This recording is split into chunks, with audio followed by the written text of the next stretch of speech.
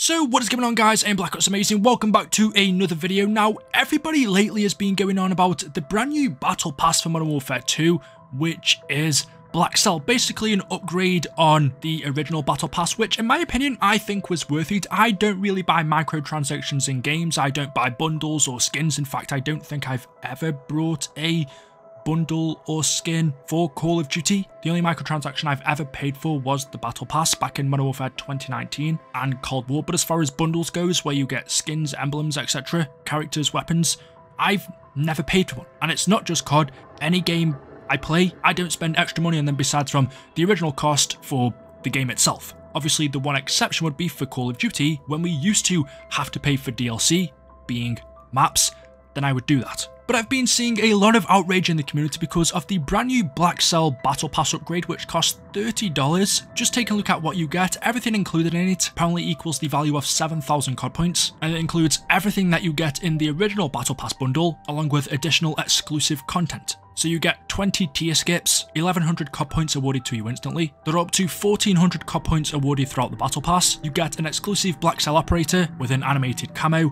a pro-tuned weapon blueprint with a vehicle skin and finishing move, an exclusive Black Cell sector, whatever the hell that means, I don't know. I don't play Modern Warfare 2, and then a couple of other things with additional Black Cell only Battle Pass content, with a Season 3 Battle Pass operator skin that has a Black Cell variant, and 12 skins to unlock in total. So basically the new Black Cell Battle Pass will replace the bonus Battle Pass, which I think is the one that would give you the extra tier skips, the one that would cost $20. This new one will cost $30 and you'll get more exclusive content. Now, as someone that doesn't play Modern Warfare 2, when I saw this, I thought, okay, I don't care. Not only because I don't play the game, but also microtransactions in COD I stopped caring about a long time ago. Part of the reason for that is it does kind of wound me up with what Activision have turned Call of Duty into with these. It really has become microtransaction of duty. It's just been a thing for such a long time now that I just couldn't be bothered talking about it anymore, but I've seen a ton of people complaining because that's what I've been saying for the longest time, and this has been a really prominent thing within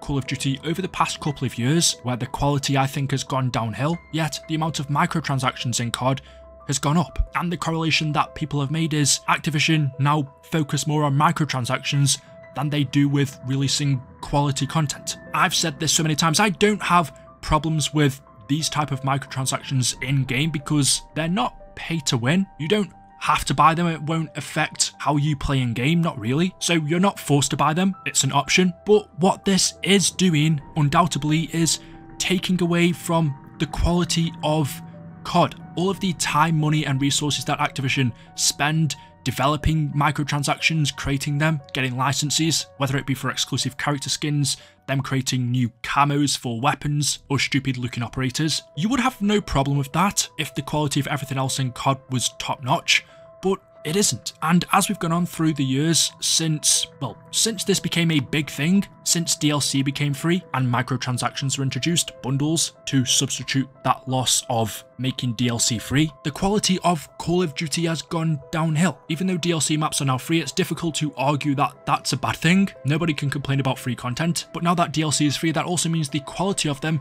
doesn't have to be as high. If we're not paying for them, if Activision don't have customers who are paying for content, they don't have to guarantee that that content is going to be good. It's the same with anything. If you think of any business, if you've got a paying customer, you want them to be happy because they're paying for it. They could ask for a refund, they could leave a bad review, they could say they're not coming back, they're not going to buy your product again. So to make sure that you have a happy returning customer, you make sure that you give them the best product because they're paying for it and you want them to continue to purchase what you offer. But if you then give them something for free, well, the quality of what you're giving them doesn't have to be as good because it's free. They can't really complain about it. Whether or not they come back doesn't matter as much because, again, they're not paying for anything. It's a lot more difficult to complain about free content. So the quality of the DLC that Activision or the developers are now giving to us doesn't have to be as high.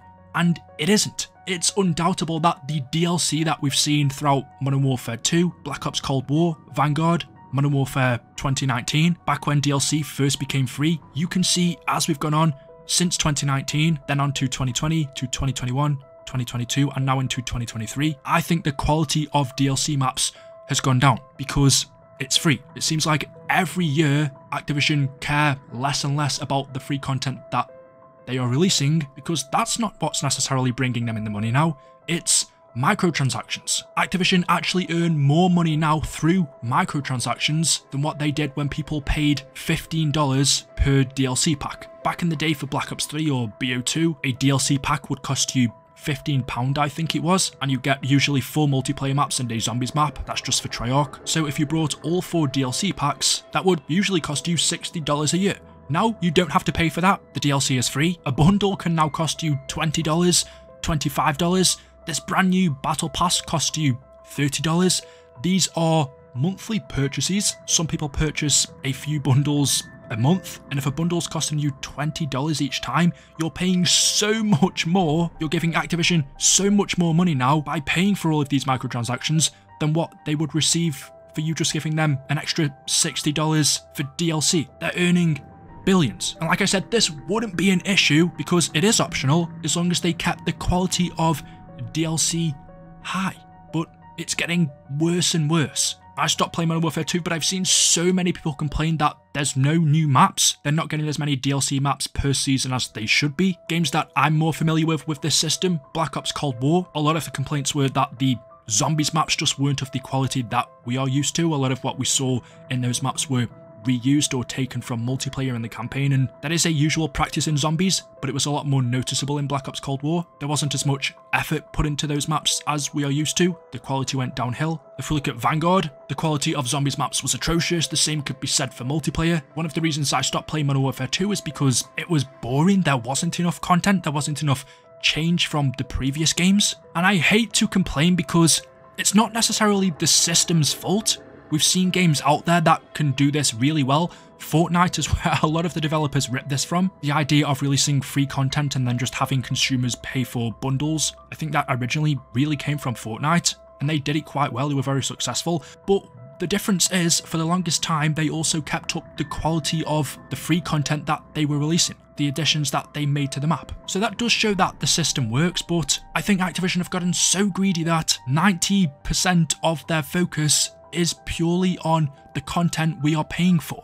That's what they care about. That's what they're making sure is of high quality, and the free stuff, well, they just half-arse it. And a lot of the time, they don't even release content. It's now the bare minimum, which is a shame because DLC for COD was something to be excited about. I can remember during BO1 getting super excited a couple of weeks before DLC 1 would release, or DLC 2. Whatever DLC map pack it was, we'd know the date that it would be releasing, and the lead up to its release was so exciting because we got teasers of the maps we were going to be getting. We knew the quality of those maps was more than likely going to be top notch, and the maps themselves were going to be fun. The launch of DLC packs used to be exciting, whereas now it's the total opposite. And for me, it's such a shame because DLC is half of Call of Duty. Yeah, for someone who enjoys Call of Duty, at this point I've spoken about it so many times, I don't know if you can tell in my voice, but I am kind of tired of it, just because it's not going to change, it's only going to get worse. On one hand, you could say it is the consumer's fault for buying it. If people didn't purchase things such as